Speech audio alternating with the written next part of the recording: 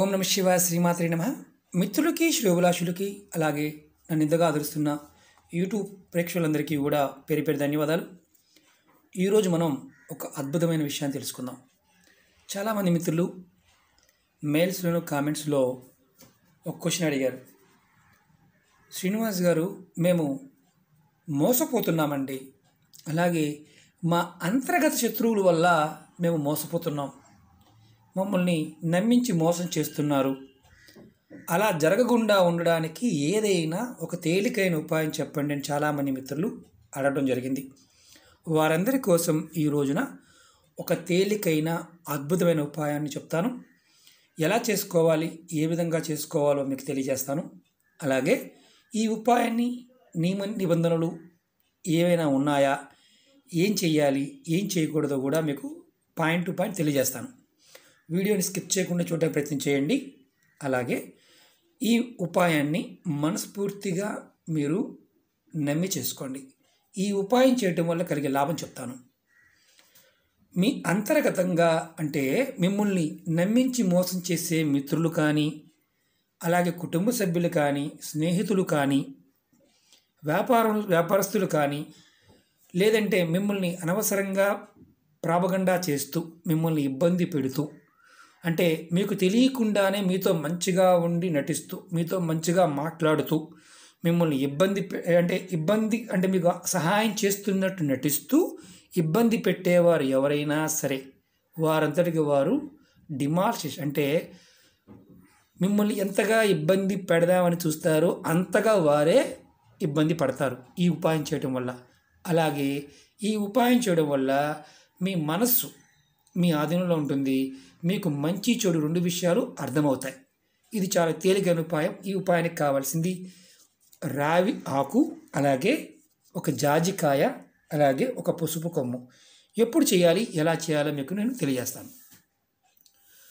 చాలామంది మిత్రులు మెయిల్స్లోను అలాగే కామెంట్స్లో అనేక రకాలైన సమస్యల గురించి అడుగుతూ ఉన్నారు. మిత్రులారా, నేను దగ్గరగా 450 వీడియోలు చేయడం జరిగింది. అనేక రకాలైన సమస్యల మీద, ఒక్కొక్క సమస్య మీద 10 రకాల రెమెడీస్ ఉంటాయి. మీరు ఎవరైనా సరే నా వీడియోస్లోకి వెళ్ళండి. వీడియోస్లోకి వెళ్ళి మీరు ఆచరించగలిగేదాన్ని ప్రయత్నం చేయండి.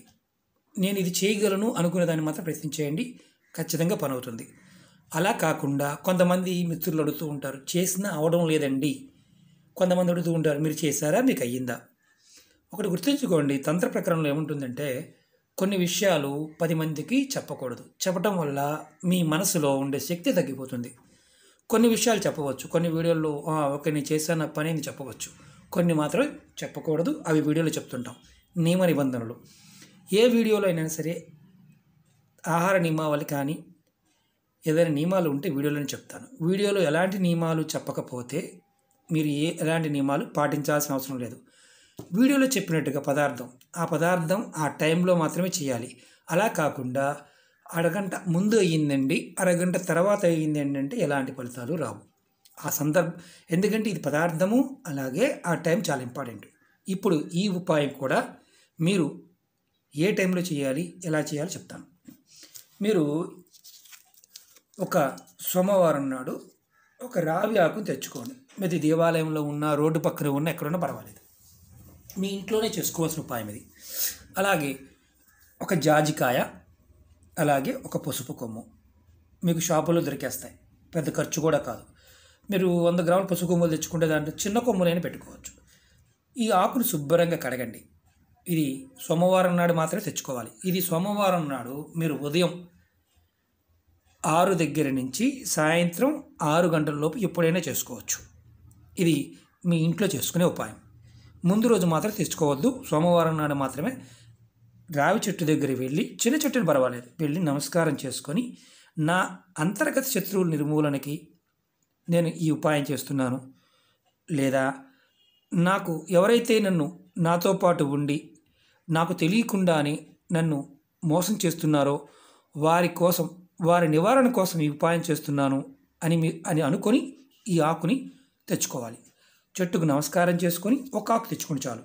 తెచ్చుకున్న తర్వాత ఇది ముందు దేవుడి పటం ఉందనుకోండి, మీరు ఎక్కడైతే పూజ చేస్తున్నారు అక్కడ.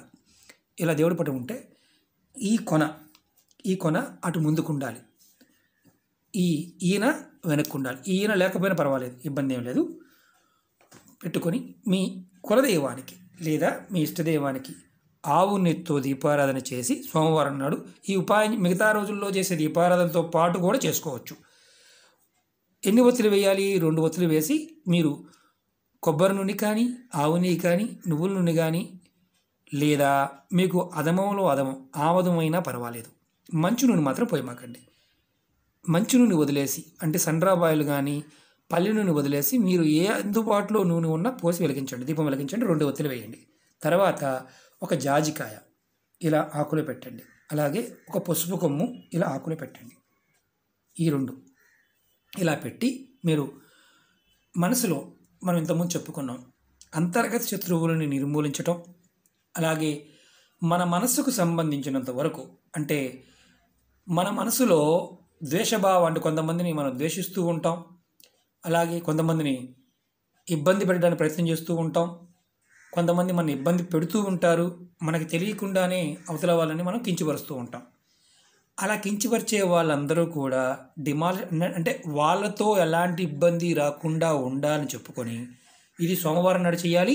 సోమవారం ఉదయం 6 నుంచి సాయంత్రం 6 మధ్య ప్రాంతంలో, మధ్యాహ్నం టైంలో చేసుకోవచ్చు, ఏమి ఇబ్బంది లేదు. ఆడవారైన మగవారైన చేసుకోవచ్చు.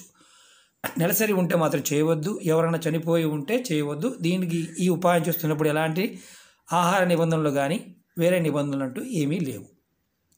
ఈ ఉపాయం చేస్తున్నప్పుడు ఇలా పెట్టుకొని, ఇలా ఆకుని ఇలా పెట్టుకొని దీపం వెలిగించి మీ కులదైవానికి కానీ మీ ఇష్టదైవానికి కానీ మీరు మనస్ఫూర్తిగా చెప్పండి. ఏమని? ఇలా నాకు తెలియకుండా నన్ను ఇబ్బంది పెడుతున్నారు, వారు ఇబ్బంది పెట్టకుండా ఉండాలి. అలాగే నాకు వృత్తిపరంగా కానీ, అంటే వ్యాపారంలో కానీ, ఉద్యోగపరంగా కానీ, కుటుంబ పరంగా కానీ, అంటే కుటుంబంలో కూడా అంతర్గత శత్రువులు ఉంటారు, వీరితో ఎలాంటి ఇబ్బందులు లేకుండా ఉండాలి అని మనస్ఫూర్తిగా చెప్పుకొని మీరు నమస్కారం చేసుకొని ఈ ఆకుని ఇలాగే పెట్టి మీరు ప్రతి సోమవారం చేయాలి. ఇది ఉపాయాన్ని ఇలా 11 సోమవారాలు చేయాలి. 11 సోమవారాలు చేయాలి. ఇలా చేస్తే దీపారాధన చేయటం, తర్వాత మీకు మీ ఓపిక, నైవేద్యం బాగుంటే మీ ఓపిక, అరటిపండు పెట్టవచ్చు, బెల్లం పెట్టవచ్చు, చిప్స్ పెట్టవచ్చు, పంచదార మన పటికి బెల్లం చిప్స్ పెట్టవచ్చు, పాలు పెట్టవచ్చు. మాకు అది కూడా ఓపిక లేదనుకుంటే గ్లాసు నీళ్ళైనా పెట్టండి. మీరు ఆ రోజు గుర్తుంచుకోవాల్సింది ఏంటంటే, మీరు అమ్మవారిని మీ ఇష్టదైవాన్ని తలుచుకున్న తర్వాత ఈ ఆకుని దీపారాధన చేసిన తర్వాత ఈ ఆకుని ఇలా మీ కుడి చేతిలో పట్టుకొని, కనిపిస్తుంది కదా, ఇలా మీ వేలు ఉన్నాయి కదా, వేలు కొనల వైపు ఇలా పెట్టుకొని ఎదురుగా పెట్టి మీరు మనస్ఫూర్తిగా తలుచుకోండి. ఏమనంటే, నా శత్రువులు, నా అంతర్గత శత్రువులు నా మనసుకు సంబంధించినంత వరకు ఎలాంటి ఇబ్బందులు లేకుండా ఉండాలి అని మనస్ఫూర్తిగా అనుకొని ఈ ఆకుని మీరు దీపం వెలుగుతూనే ఉంటుంది, ఇలా పట్టుకోండి. ఇలా ఆకు కొనని ఇలా మూసి పట్టుకొని మీరు మనస్ఫూర్తిగా, మీకు శత్రువు తెలుసు అనుకోండి, శత్రువు తలుచుకోండి. మీకు శత్రువు తెలియదు, నన్ను ఇబ్బంది పెట్టేవారు నన్ను ఇబ్బంది పెట్టకుండా ఉండే విధంగా చూడు తల్లి, తండ్రి అనుకుని మీరు ఇలా 5 నిమిషాలు సేపు పట్టుకొని మీరు తర్వాత ఈ ఆకుని ఇలాగే తీసి కింద పెట్టి ఈ ఆకు మీద ఈ పసుపు కొమ్ము, ఈ జాజికాయ మీద కొంచెం ఒక చుక్క నీరు ఇలా జల్లండి.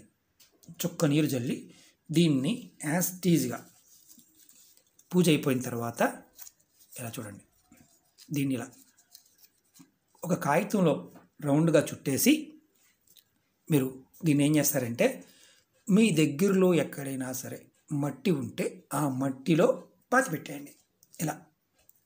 ఇలా ప్రతి సోమవారం నాడు మీరు పూజ అయిపోయిన తర్వాత, అంటే దీపం వెలుగుతూనే ఉండాలి, మీరు ఈ కార్యక్రమాలు చేసుకోవాలి. మీ ఇంట్లో ఎక్కడైనా కుండీ లోపల మట్టి ఉన్న పెట్టుకోవచ్చు, ఇది ఎక్కడైనా సరే పాతి పెట్టవచ్చు. అలా 11 సోమవారాలు పాతి పెట్టండి. ఆడవారికి మధ్యలో ఎక్కడైనా నెలసరి వచ్చిందనుకోండి, ఆపేయండి, మళ్ళీ తర్వాత వారం చేసుకోండి. ఇలా 11 వారాలు చేస్తే మీకు మీ శత్రువు ఎంత గొప్పవాడైనా, అంతర్గత శత్రువు మిమ్మల్ని ఇబ్బంది పెట్టే ప్రయత్నం చేసేవాడు ఎవడైనా సరే నిర్వీర్యమైపోతాడు. అంటే మీకు తెలియని శత్రువుతో మీరు పోరాడుతున్నారు కదా, ఆ తెలియని శత్రువులు అనేవాళ్ళు చాలా వరకు తగ్గుతారు. మీ ఆఫీసుల్లో కానీ, అలాగే మీ వ్యాపారంలో కాంపిటీటర్స్లో కానీ మీ మీద ప్రాపగండా చేసేవాళ్ళు ఎవరైనా సరే ఆటోమేటిక్గా సైడ్ అయిపోతారు. మిమ్మల్ని ఇబ్బంది పెట్టాలని చూస్తున్నారు, మిమ్మల్ని ఏదో రకంగా కించపరచాలని చూస్తున్నారు, వాళ్ళు కూడా సైడ్ అయిపోతారు. మీ కుటుంబ సభ్యుల మధ్య మీ మధ్య గొడవలు పెట్టి లాభం పొందాలని చూసేవారు కొంతమంది ఉంటారు. ఎంప్లాయీస్ మధ్యలో కూడా జరుగుతూ ఉంటుంది. అలాంటి వారు కూడా సైడ్ అయిపోతారు. ఇది చేయటం బాగా గుర్తుంచుకోండి. ద్వేషభావంతో మాత్రం చేయమాకండి. ద్వేషభావంతో చేస్తే రిటర్న్ అవ్వడానికి ఛాన్స్ ఉంటుంది. మన ఎదుటి వారిని ఎవరైనా ఇబ్బంది పెట్టాలని మాత్రం చేయొద్దు. మీరు కోరుకోవాల్సింది కూడా చాలా జాగ్రత్తగా కోరుకోవాలి. ఖచ్చితంగా మీకు 100కు 100% ఫలితాలు వస్తాయి. ఇది 11 సోమవారాలు చేయాలి. మధ్యలో ఏదన్నా ఆటంకం వస్తే ఆపి కూడా చేసుకోవచ్చు. దీనికి ఎలాంటి ఆహార నియమావళి లేవు. దీపం వెలిగించడం, చేసుకోవడం. ఉదయం 6 నుంచి సాయంత్రం 6 వరకు సోమవారం.